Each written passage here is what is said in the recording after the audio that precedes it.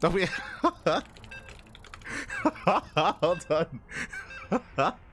Ay, ay, ay. As we're getting into our next game, and I just realized that we are not getting into a Terran versus Protoss matchup. I got ahead of myself. Now, AqueroN, he has been playing a lot of Protoss as of late, but he is not playing Protoss. He is playing random. It's time to have some fun, which means we might actually get some Zerg gameplay tonight. True, might get some. But here we go. Spawning in the top left hand corner of Incorporeal, we have the Spanish Protoss player, a random player landing on Protoss, representing clan Devoid. It is AqueroN. AqueroN. And spawning in the bottom right hand corner, we have the German Protoss player. We have the blue Protoss representing Streamer Zone. It is Jumy. And if you're in the chat, you know what time it is. It is Gamba time. Predictions are open. Place your bets on who you think will claim the series. Best of luck in the chat as we jump into our best of 3. Coming into this, Jumy is going to be the favorite player. And likewise, this is not the first time we've casted AqueroN playing Protoss. Again, AqueroN, he has been playing more and more Protoss as of late. I would say that AqueroN's weakest matchup is Zerg, and his strongest being Terran, and between them is Protoss, around there. Despite that, despite him being relatively well practiced with Protoss, Jumy is still the heavy favorite, for sure. So I hope that AqueroN's able to put on a show, hope he's able to hold his own, and we'll see if he can make Jumy bleed.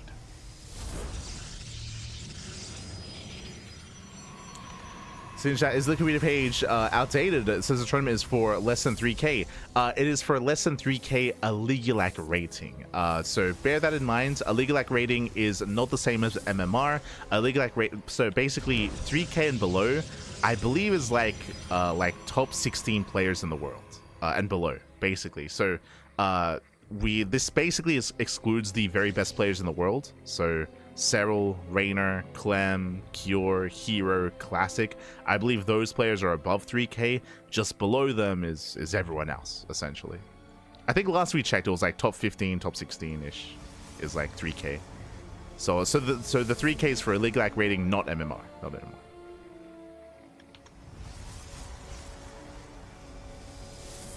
But also a big shout out to Phaser213 in the chat. God, baby God. Thank you so much for subscribing with Twitch Prime for 21 months. That's a lot of months, baby. That's a lot of months. Thank you so much for the support. We do appreciate it, as always. Here we go. Is this live? Oh yes, the bot is working. Hope the chat bot has answered your questions. True. As we have our initial Stargate opener here out of AqueroN. Does go for a 2-gate opener to Stargate into a delayed expansion. Meanwhile, Jumy going for the faster Nexus. So Jumy is going to have the more economic start. AqueroN is going to have the more aggressive start instead. The goal here for AqueroN is to get damage done with his Adepts, with his Oracles, with his army to make up for his late expansion. And didn't open Adept, my apologies, it opened Stalker. Okay. We'll see what he can get done. Oracle Stalker moving out. Jumy back at home. He's got a shield battery. He does have his force field as well. Jumy, he is secure. Greetings and salutations. A este Droppers.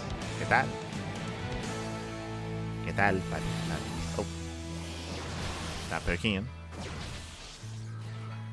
Does poke in at last, thanks to the shield battery. Again, Jumy should be able to hold his own for the time being. The Oracle's on the way towards the main base. Jumy, he does have a shield battery there as well. He's scattered. Jumy, he knows. Yeah, Jumy, he's already aware of the Oracle. He's already in position. He's already ready. AqueroN still reinforcing with more Stalkers. He's actually going for the army. Does go for the dive, going for the stasis. The stasis will connect. Oh my god, it does connect, but the Oracle goes down. Was that worth it? Does stasis 2 probes, but only 2 workers. Unless ideally you want the Oracle to get more damage, that was not worth it.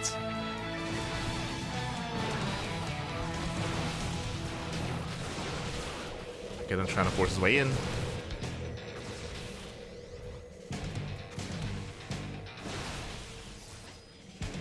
Is going to be denied, and AqueroN's falling behind.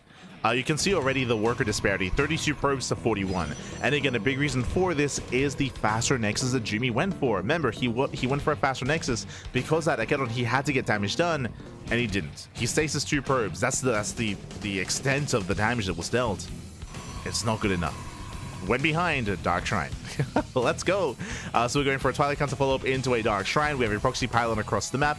Now, this has potential. Checking out Jumy's bases, do we have any detection? No. There's no Robo, no Stargate, no Forge either. Robo is going to be thrown down before third base, thankfully. It is not uncommon for a Protoss player to get their third base first and then the Robo, but Jumy plays it safe, Robo before third. Jumy does play it safe.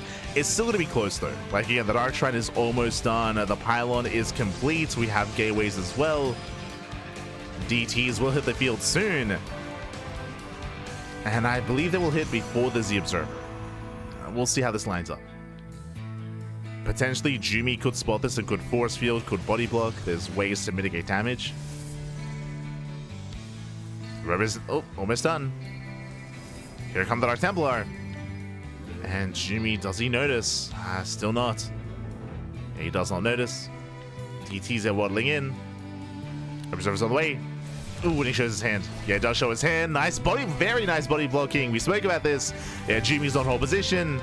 DTs, they cannot enter the natural. That's still going to be 5 probe kills. It's still something. But ideally did one more. Ghetto, he does skirt around the edge. Oh. He gets spotted. Yeah, he's spotted. He's going to be shut down. Losing one, losing just the one for now. Just one Dark Templar. The other does escape. As AqueroN, he still has no third base either, so he's 2-base all in at this point. AqueroN, how many gateways does he have? He does have 5, soon to be 6 gates, but 2 of them are depowered. Oof. So down to 4 gateways. That's not enough production. So a really rough follow-up here from AqueroN. Ay. Now he expands. It's such a late third. The third base of Jumy is already saturated. It's already saturated. Ay. AqueroN, he can move in.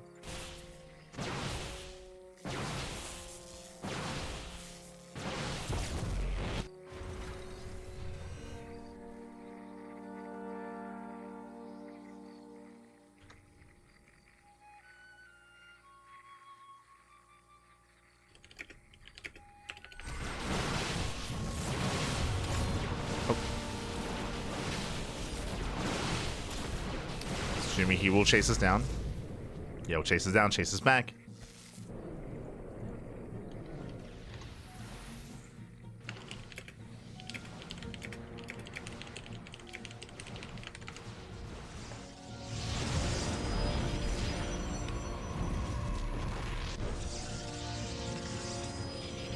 Yeah, someone's asking if it's live. If you look earlier in the chat, Stream Elements is our chatbot.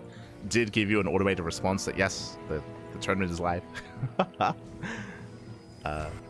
those that didn't see the chatbot, the tournament is live unless stated otherwise in the title. Sometimes we do have replay casts. If so, then it's usually in the title. Otherwise, assume it is live.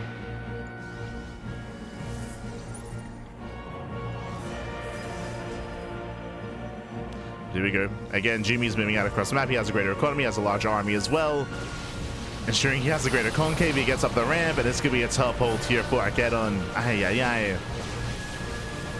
It was a shaky start to the game. The Oracle didn't do any damage. The DT's not enough either. And it just snowballs out of control into this moment. Where Jumy just reinforcing behind this. More Zelds coming in. They're stuck behind the army, which is less than ideal, but he's collapsing it anyway. It's fine. GG gets called, and Jumy, he does take game number 1, takes the lead in the series. GG. Again, just a strong start out of Jumy. AqueroN, he put himself in a position where he had to get damage done. We spoke about it, the Stargate opener into the Oracle. He stasis 2 probes. He stasis 2 workers. That's all he got with the first Oracle. I believe he did not make a second Oracle, so he didn't really double down when it comes to Oracle aggression. And likewise, the DTs had a lot of catching up to. They had a lot of work ahead of them. Was able to get a couple of probe kills, but only 5. Only 5 workers for 2 DTs. GG. GG, well played. With that, we're getting into game number 2. As a reminder, AqueroN, he's not playing Terran, he's not playing Protoss, he is playing random. Bear that in mind. So he is random it up, and we'll see if that continues to be the case coming into game number 2. Let's go. Jumping into game 2. AqueroN, he is committing to random. He is committing. As I mentioned before, AqueroN, his weakest race is Zerg. So there's a chance he might land on Zerg, which would be fun just to see what he does with his Zerg. But he'll have a stronger chance with his Protoss and the strongest chance with his Terran if he can land on it, though. We'll see if he does. We'll see if he can. Oh boy. Este AqueroN.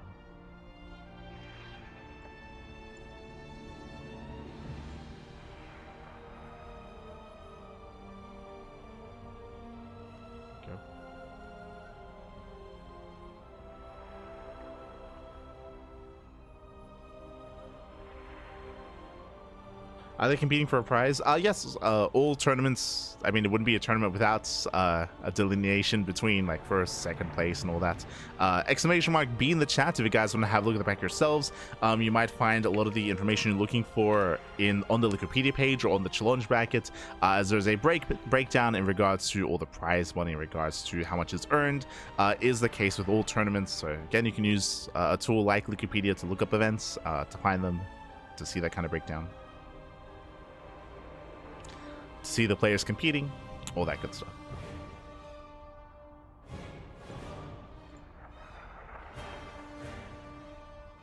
As it looks like we already have some semi-finalists. Okay, nice. I mean, we have some downtime as Jumy did ask for a small moment for a break, so all good.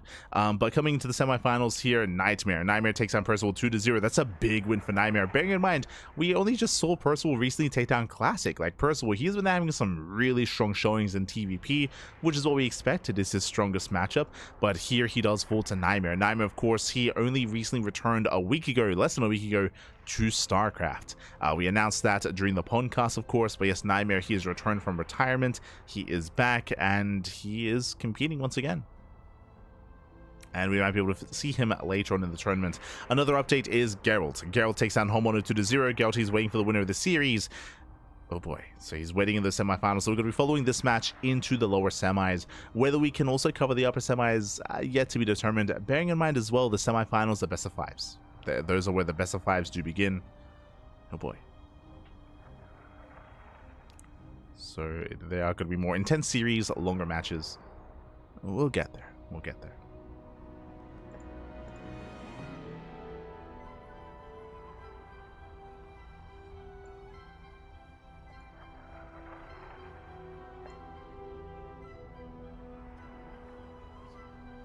Otherwise, hope you're all having a good time. Hope you're all enjoying yourselves.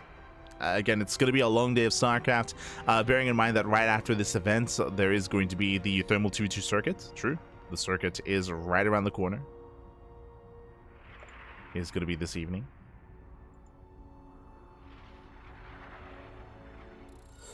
What else do we have? We also have the we have SC Evo Championship Day 1 starts today as well. True. Also starts today. And we have King of the Hill, and we have CSG. We have like 5 events happening at once. Oh my god. Jesus. It's a lot of StarCraft.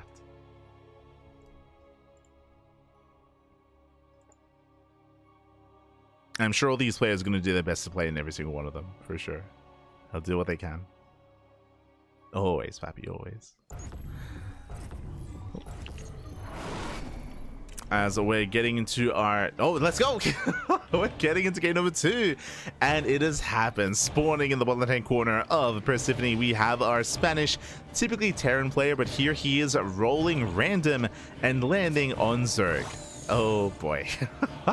Let's go. Canceling the egg as well. Representing Clan Devoid, it is AqueroN. And spawning in the top left-hand corner. He's going for a 13-12, by the way. In the top left-hand corner... Oh, sorry, my apologies. I believe 12-11. Yeah, going for a 12-11. In the top left-hand corner, we have the blue Protoss player, the German Protoss representing Streamer Zone. It is Jumy. Here we go. AqueroN, he is going to be settling in.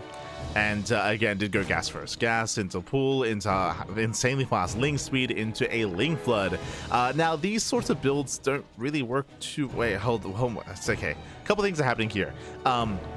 first things first, Jumy doesn't know. Jumy, he's probe scouting. He doesn't know if his opponent is Zerg, Protoss, or Terran, so he's going for an early probe scout. Jumy, he sets up a wall on the high ground because he doesn't know what's going on, and now he will confirm that there is no expansion, that there is a fast spawning pool, and that it's already researching. He confirms fast gas as well. We can see that AqueroN does pull out of gas, so there's no Roach Rush, there's no Bane Bust either. It's purely a Link Flood. So pure Link Flood here out of AqueroN, and Jumy can just still chill on one base. Like, again, he's got his SimCity set up in such a way. I mean, ideally he chills on 2 bases because you can just fully wall off this area here and expand behind it eventually and just have your defense. But because he didn't know what he was up against, the pylon was on the high ground. Oh, pulls back into gas. Okay, pulls back into gas, takes the second gas geyser, and is going into roaches. So it's going to be a Link Flood with roaches behind this. Jumy going to be contained on 1 base. He's going to be contained.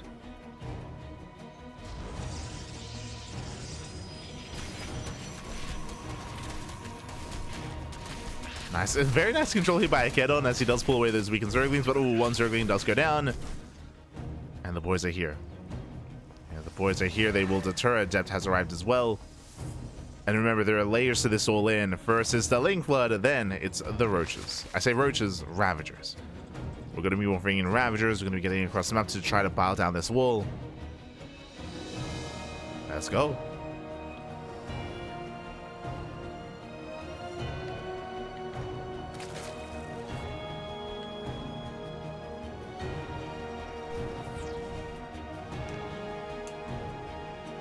As Jumy, he'll soon be able to move out once he builds up his adepts. He'll start to move down to the low ground.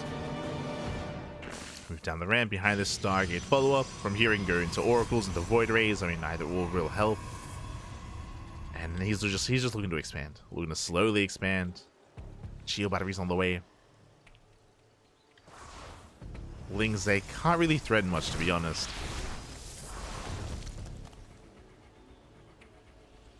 Tries to poke in.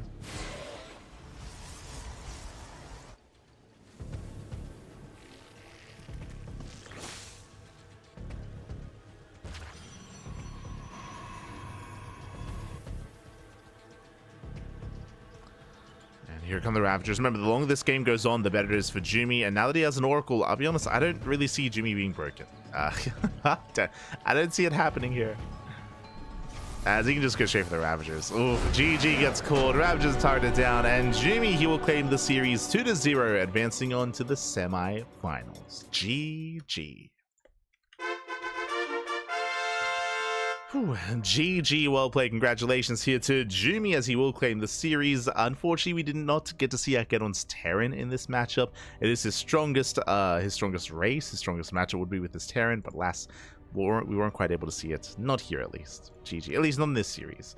But GG, well played. Congratulations. Jumy, he will advance on. Shout out to AqueroN for returning, by the way. AqueroN, he retired almost a year ago. And he's been popping up a little bit here and there. He's been a little bit sporadic with his appearances. It's been great to see him once again. I don't think he really intends to return to competitive play, but it's really cool to see him every now and then.